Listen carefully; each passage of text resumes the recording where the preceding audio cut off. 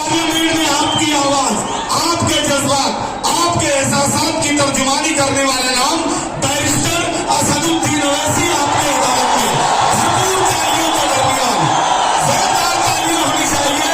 आपके जज्बात, आपके एहसासात, आपकी बातों को आपकी आवाज में आवाज मिलाने वाला नाम बैरिस्टर असदुद्दीन ओवैसी। माइक पर तेरा मेरा रिश्ता क्या, तेरा मेरा रिश्ता क्या।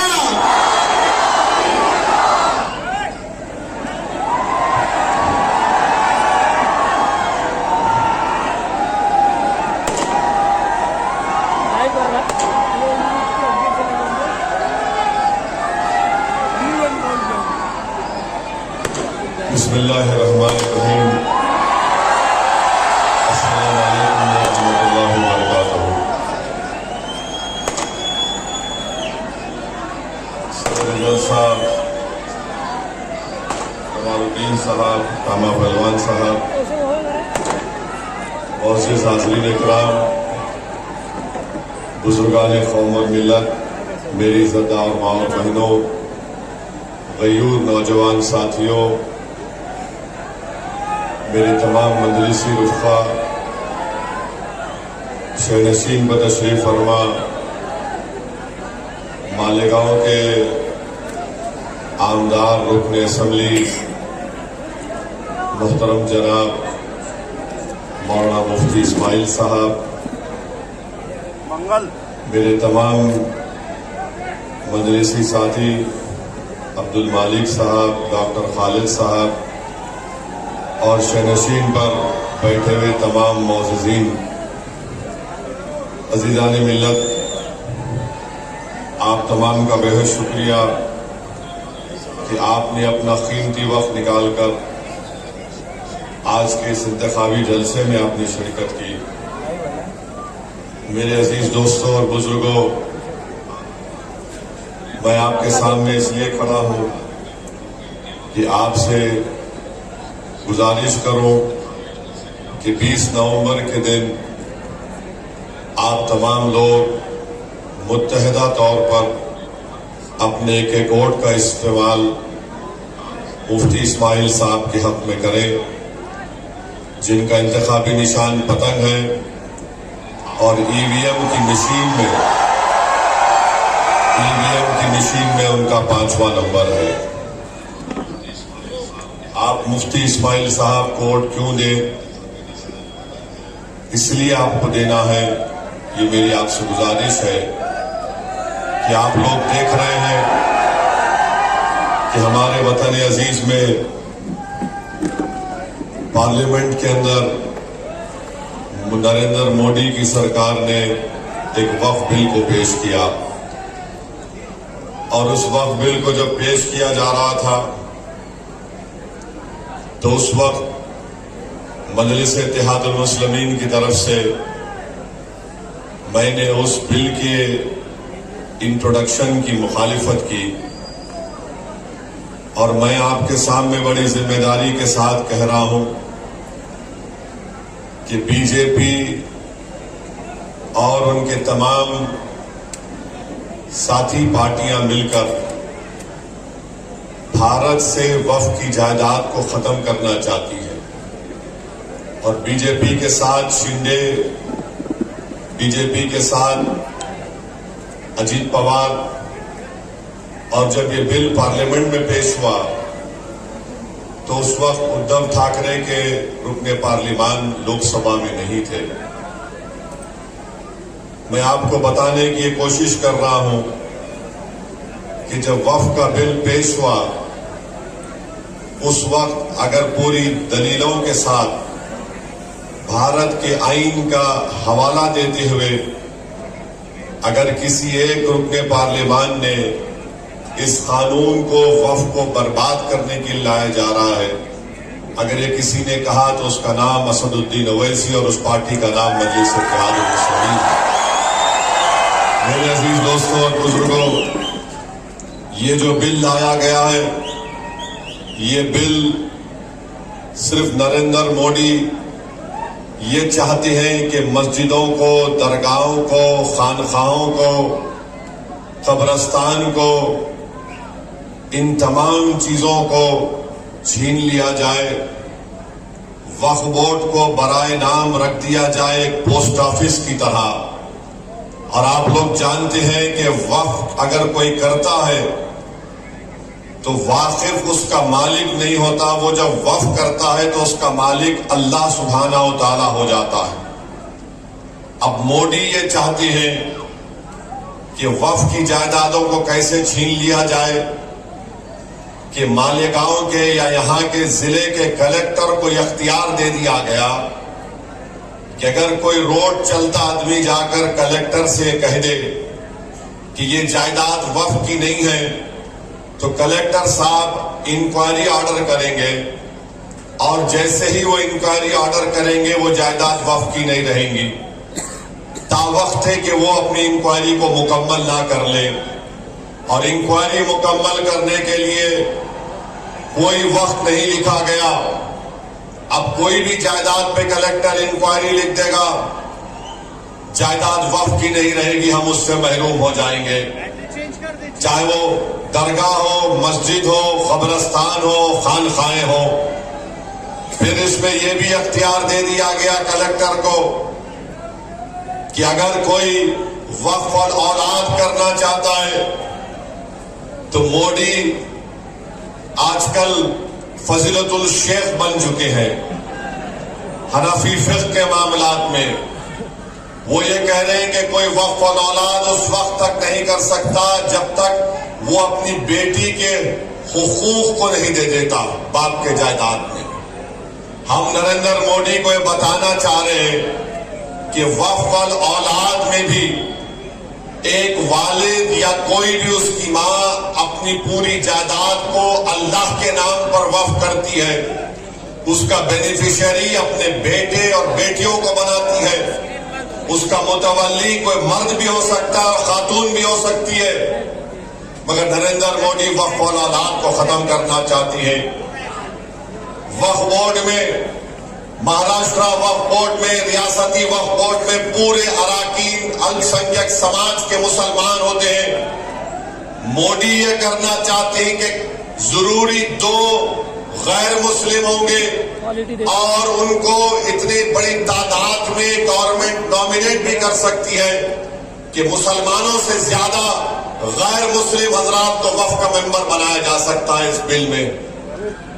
आप बताइए, जब ये सब चीजें होगी तो फिर अगर किसी जायदाद अगर वक्फ किया मालेगांव में, उसकी कमेटी में कोई भी गैर मारूफ शख्स को बना दिया जाएगा। मकसद एक ही है कि भारत में वक्फ की जायदादों को खत्म करके रख दिया जाए। किस तरीके से मस्जिदों को छीन लिया जाए, किस तरीके से दरगाहों को उस पर तनाजा पैदा कर दे, कब्रस्तान की जमीनों को हासिल कर ले। इवैक्यू प्रॉपर्टीज है, इवैक्यू प्रॉपर्टीज जो लोग अल्लाह के नाम पे वक्फ करके चले गए, मोदी बोल रहे नहीं अब नहीं रहेगा सेक्शन। वो लिमिटेशन पीरियड है जो हमारे हिंदू एंडोमेंट बोर्ड के जायदाद पर लिमिटेशन का कानून लागू नहीं होता, इस बिल में कहा जा रहा है कि वक्फ पर लागू होगा। मकसद एक ही है नरेंद्र मोदी का, मकसद एक ही है शिंदे का, मकसद एक ही है अजीत पवार का कि महाराष्ट्र से तमाम वक्फ की जायदादों को खत्म कर दिया जाए।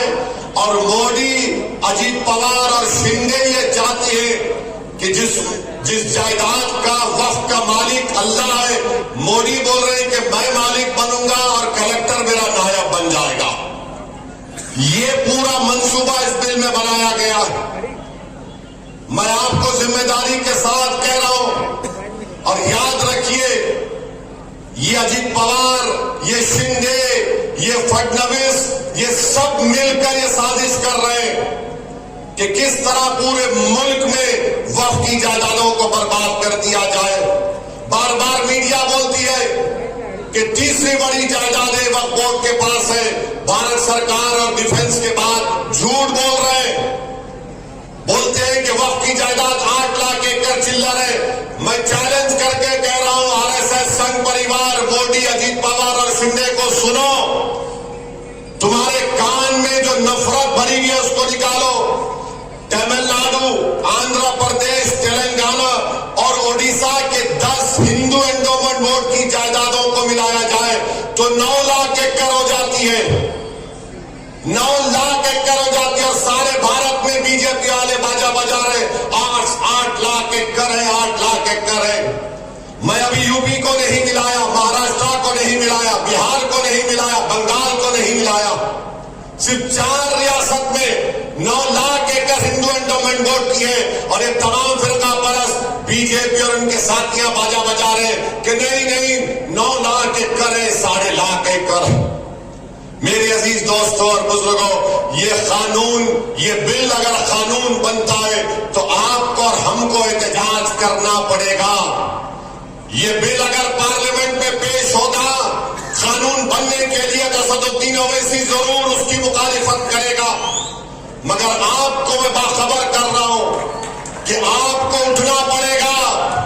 जिस तरीके से पार्लियामेंट में CAA का जब बिल लाया गया, पूरी भारत की पार्लियामेंट में पूरी दुनिया ने देखा कि असदुद्दीन ओवैसी मोदी के 300 एमपियों के सामने कहा, जिस तरह महात्मा गांधी ने गोरे साउथ अफ्रीका में कानून को फाड़ा था, देख मोदी मैं तेरे इस काले कानून को फाड़ के रखता हूं, इसको नहीं मानता। तो क्या अगर मोदी ये गलती करेंगे, अजीत पवार, शिंदे ये गलती करेंगे, इस बिल को कानून बनाने के लिए लाएंगे, क्या मालेगांव पूरा खड़ा हो जाएगा एहतजाज में, पुरअमन एहतजाज में? क्या आप अपनी वक्फ की जायदादों को बचाने के लिए एहतजाज करेंगे? क्या आप अपनी मस्जिदों को, खानखाहों को, दरगाहों को बचाने के लिए खड़े होंगे? तो लगाइए मेरे साथ नारा, नारे तकबीर। वक्फ का बिल हम नहीं कबूल करेंगे, वक्फ का बिल हम नहीं कबूल करेंगे, नहीं कबूल करेंगे। मेरे अजीज दोस्तों और बुजुर्गों, इस बात को ज़हन नशीन कर लीजिए, वक्फ का बिल मोदी इसलिए ला रहे हैं कि वक्फ की जायदादों को खत्म करके रख दिया जाए। इनका मकसद एक ही है, ये नफरत करते हैं वक्फ की जायदादों से। मेरी आप सदबन गुजारिश है कि इस पर गौर करिए। दूसरी बात जो मैं आपके सामने अर्ज करना चाह रहा हूं कि आप मुफ्ती इस्माइल साहब को वोट क्यों दें? मुझे एक बात बताइए, सारी दुनिया जानती है ये ऑटो वाला, इसको ऑटो किसने दिया? इसको ऑटो दिया मोदी ने, इसको ऑटो दिया शिंदे ने, इसको ऑटो दिया अजीत पवार ने। ये तीनों की मिठाई लेकर मालेगांव में ऑटो चला रहा है। ये इत्तेहाद का ऑटो नहीं है, ये मोदी, शिंदे और अजीत पवार का ऑटो चला रहा है।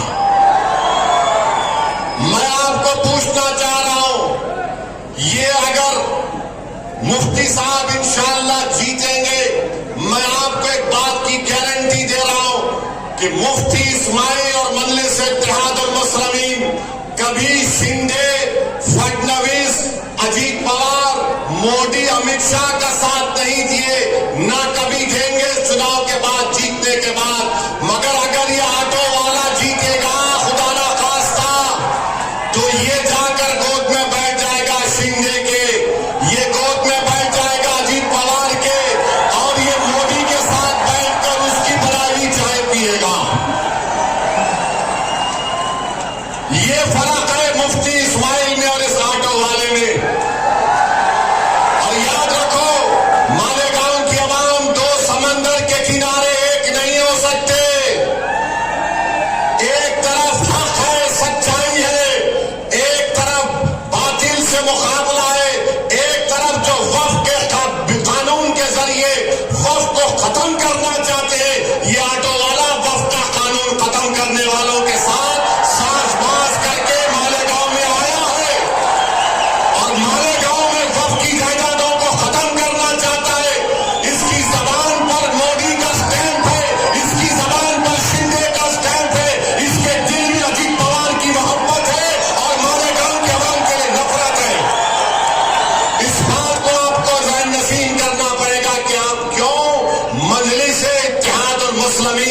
में वोट देंगे।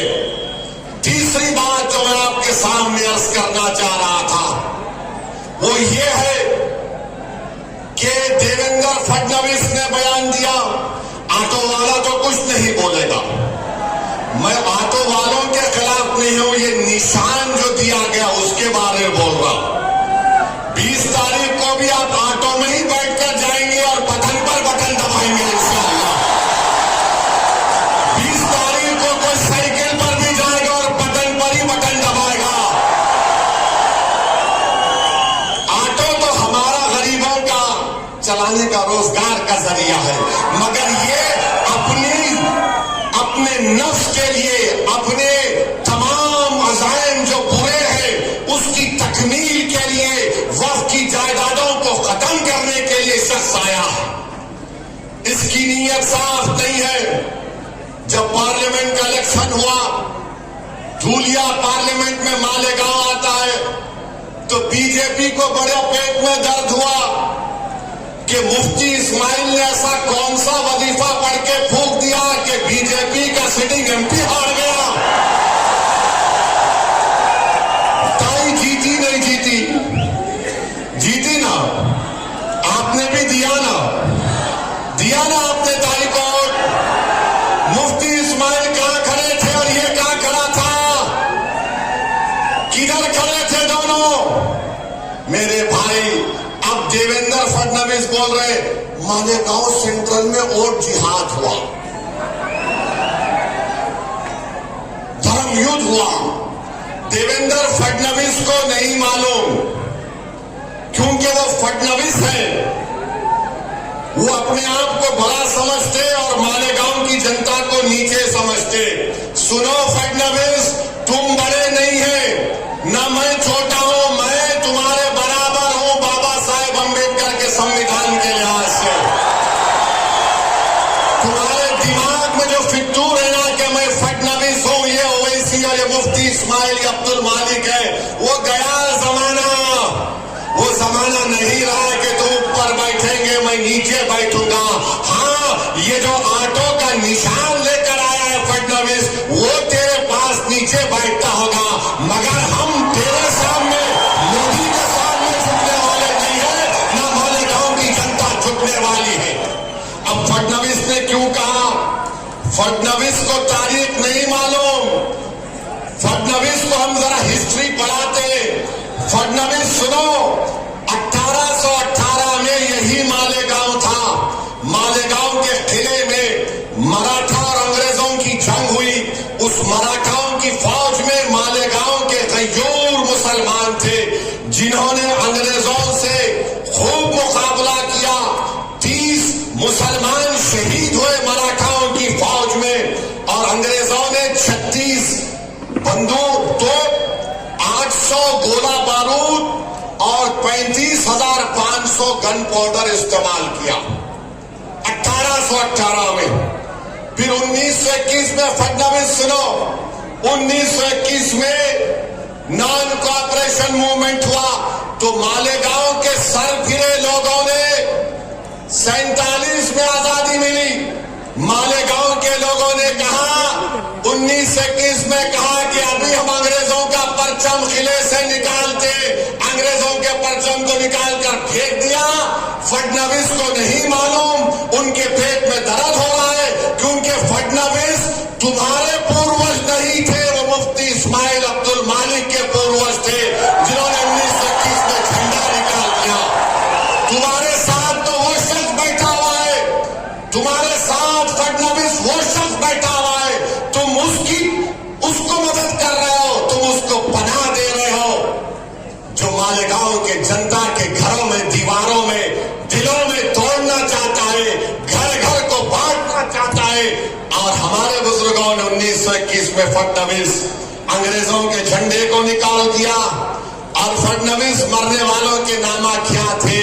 सुलेमान शाह, इसराइल अल्लाह रखा, शाबान भिकारी, बुद्धू फरीदास, अब्दुल गफूर, अब्दुल्ला खलीफा और मोहम्मद हुसैन को अंग्रेजों ने जेल में टॉर्चर करके मार दिया।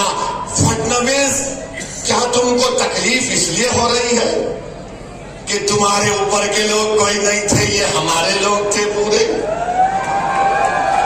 मालेगांव सेंट्रल, फडणवीस की जबान से क्या निकला? मालेगांव निकला नहीं निकला मालेगांव। क्या कहा? वोट जिहाद, क्या कहा? धर्म युद्ध। तो फडणवीस ने क्या किया? अपने मोहरे को सामने कर दिया और मालेगांव की आवाम के सामने फडणवीस ने अपने मोहरे को, क्योंकि पार्लियामेंट का बदला लेना है, क्योंकि आपने बीजेपी को हरा दिया था, तो फडणवीस, शिंदे और अजित पवार ये चाह रहे कि पार्लियामेंट में तुम हमको हराए ना, अब हम हमारे मोहरे को सामने करेंगे ताकि दोबारा मुफ्ती इस्माइल मालेगांव के इत्तेहाद की ताकत पर कामयाब ना हो सके। समझ में आई मेरी बात? नहीं आई तो और बोलो खुल के, और बोलो। अभी 19 मिनट बाकी है, बोल सकता हूं मैं।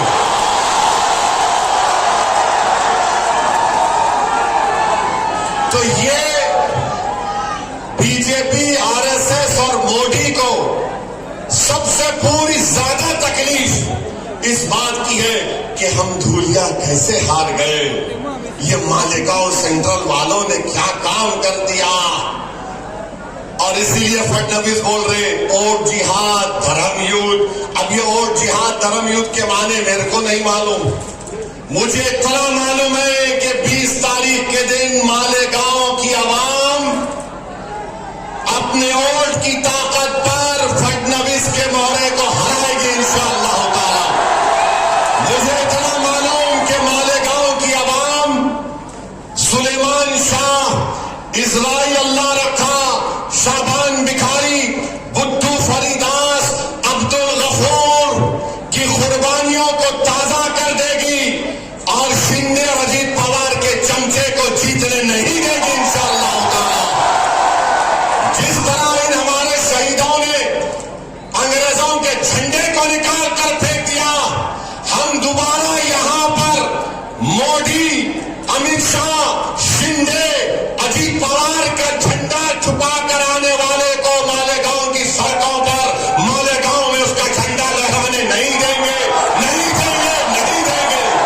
मालेगांव में परचम लहराएगा तो इत्तेहाद का परचम लहराएगा, मालेगांव में परचम लहराएगा तो गुलामाने मुस्तफा का परचम लहराएगा, मालेगांव में परचम लहराएगा तो आशिक़े रसूल का परचम लहराएगा, मालेगांव में परचम लहराएगा तो वफ़ की जायदादों को बचाने वालों का परचम लहराएगा, मालेगांव में परचम लहराएगा तो दरगाहों को आबाद करने वालों का परचम लहराएगा, मालेगांव में परचम लहराएगा तो दिलों को मिलाने वाले का परचम लहराएगा, बांटने वालों का परचम नहीं उठेगा, नहीं लहराया जाएगा इंशाअल्लाह।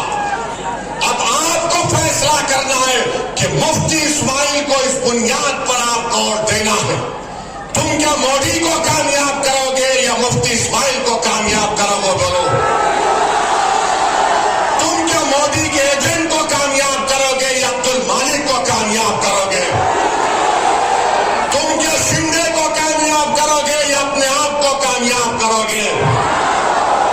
तुम क्या अपने आप को कामयाब करोगे या अजीत पवार की मिठाई लाकर बांटने वाले को कामयाब करोगे?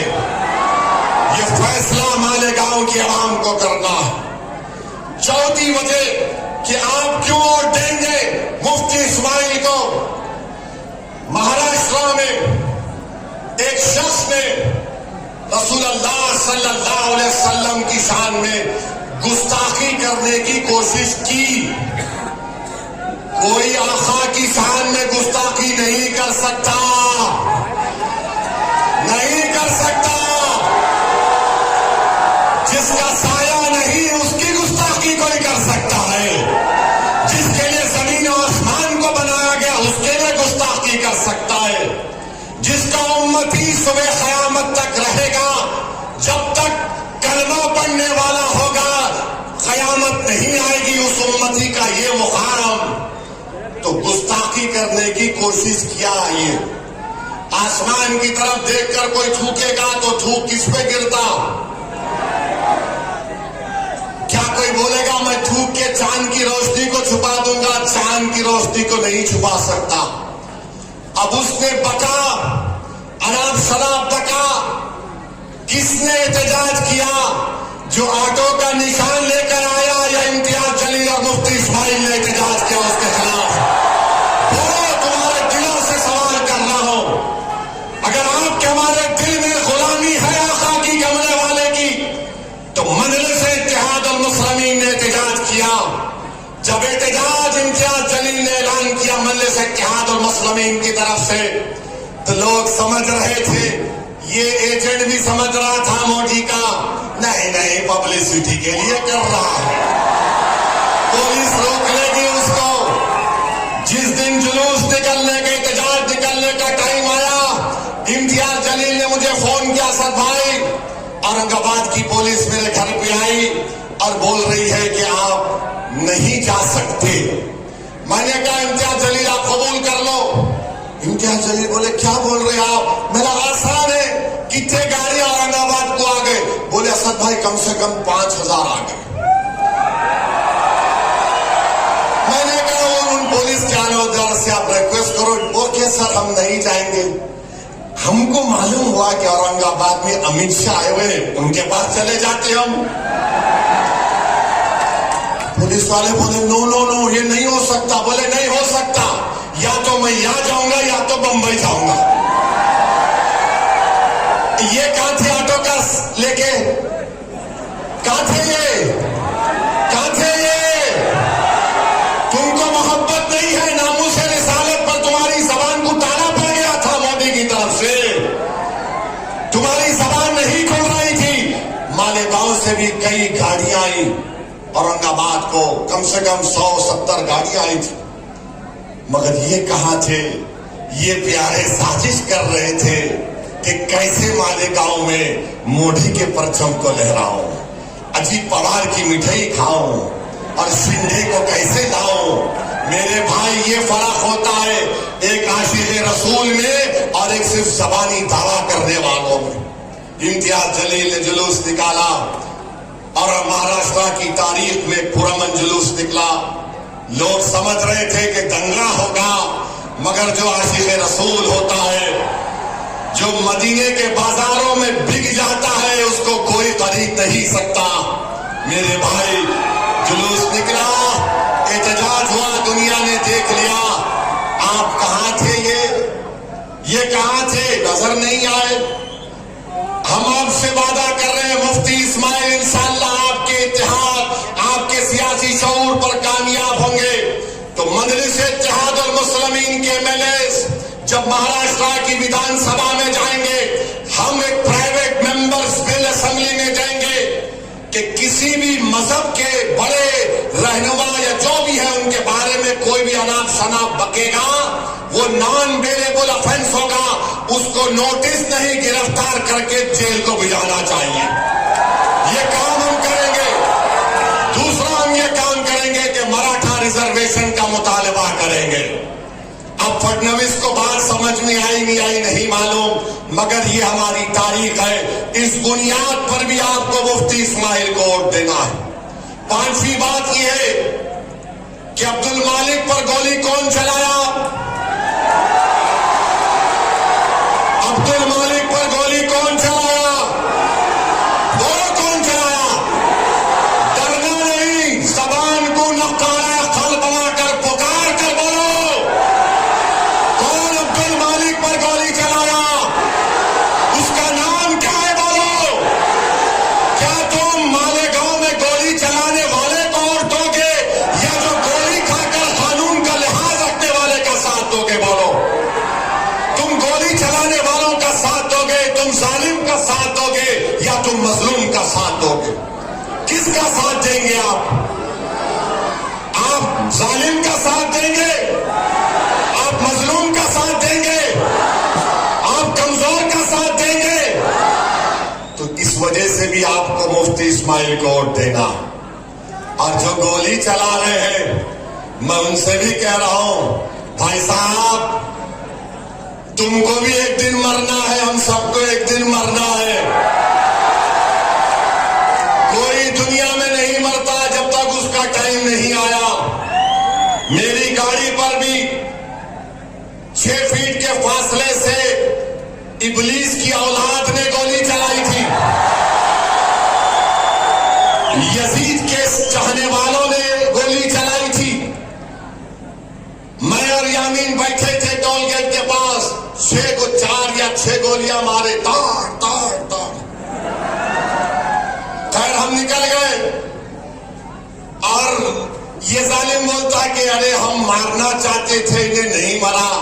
अरे मैं तुमको बोल रहा हूं, तुम फिर से कोशिश कर लो, तुम 6 मारे ना 12 मारो। अगर उन्हें नहीं छाएगा तो कुछ नहीं होगा।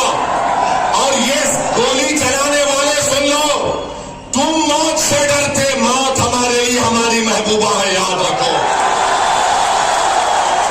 मैं अब्दुल मालिक के बाप की मौजूदगी में बोल रहा हूं, हम मौत से डरने वाले नहीं हैं।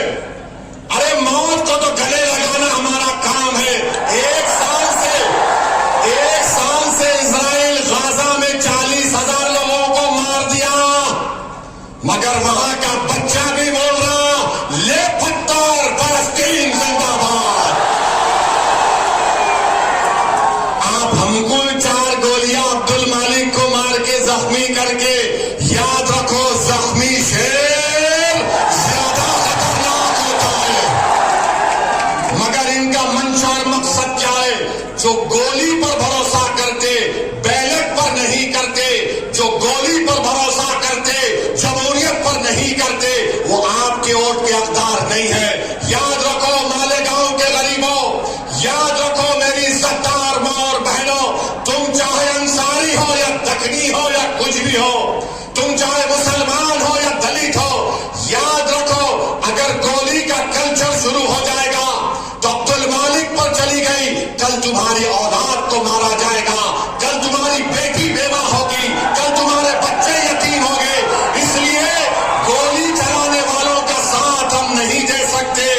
जान बचाने वालों का साथ दो, जान लेने वालों का साथ मत दो, खातिरों का साथ मत दो, जिंदगी बचाने वालों का साथ दो।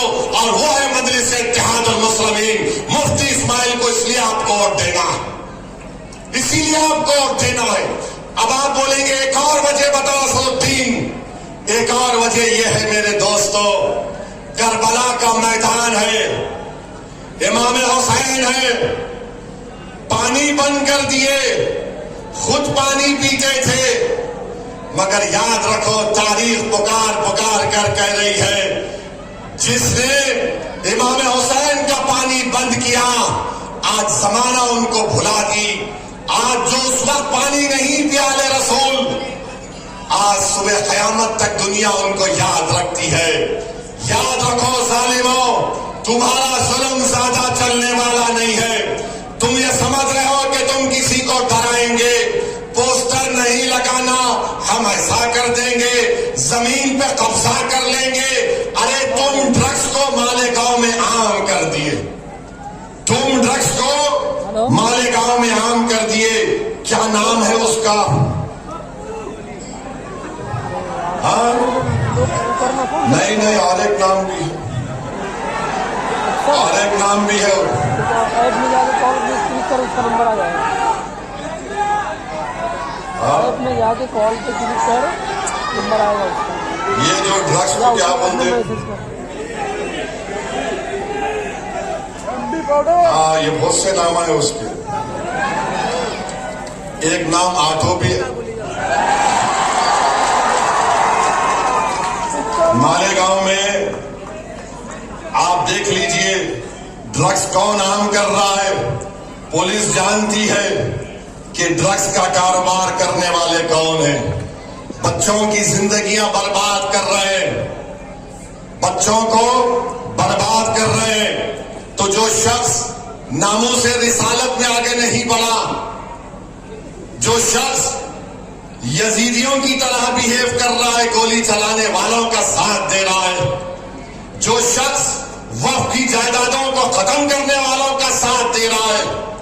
और याद रखो, ये जो आका की शान में गुस्ताखी किया कमली वाले की, अब बात जहन में आई कि मेरे अजीज दोस्तों और बुजुर्गों, जो के हर फिरके के लोगों को साथ लेकर चल सके, जो मालेगांव के दिलों को जोड़ने का काम कर सके, जो मालेगांव के इख्तलाफात को कम करने का काम कर सके। ये काम सिर्फ मजलिस-ए-इत्तेहादुल मुस्लिमीन कर सकती है। ये शिंदे, अजीत पवार और मोदी का एजेंट नहीं कर सकता। ये सुनो मेरी बात को, अगर ये लोग अपनी साजिश में खुदा ना खास्ता लाखों बार कामयाब हो जाएंगे, ये हमारे घरों की दीवारों को तोड़कर रास्ता बना लेंगे। ये तुम्हारे घरों की दीवारों को तोड़कर रास्ता बना देंगे। मुफ्ती इस्माइल मजलिस कामयाब होगी तो तुम्हारे घरों की दीवारों का तहफ्फुज होगा, तुम्हारी बुनियादें मजबूत होंगी, इख्तलाफात कम किए जाएंगे। मैं आपसे दरख्वास्त कर रहा हूं कि मोदी, अमित शाह, अजीत पवार और शिंदे के मोहरे को कामयाब होने मत दीजिए। वो आपके वोट का मुस्तहक नहीं है। मुफ्ती इस्माइल कोई फरिश्ता नहीं है, ना मैं कोई फरिश्ता हूं, मगर जितनी बातें मैं आपके सामने रखा हूं, बताओ एक बात जो मैंने कही कि तुम क्यों देना चाहिए और क्यों उनको नहीं देना चाहिए। एक चीज बताओ मुफ्ती इस्माइल ने, बताओ, कोई बता सकता है? शिकायत होगी, मगर ये तो नहीं है कि मुफ्ती इस्माइल मोदी, अमित शाह, शिंदे, अजीत पवार का मोहरा है। ये तो नहीं बोल सकते कि मुफ्ती इस्माइल ने नामूस रिसालत के बारे में एहतजाज नहीं किया।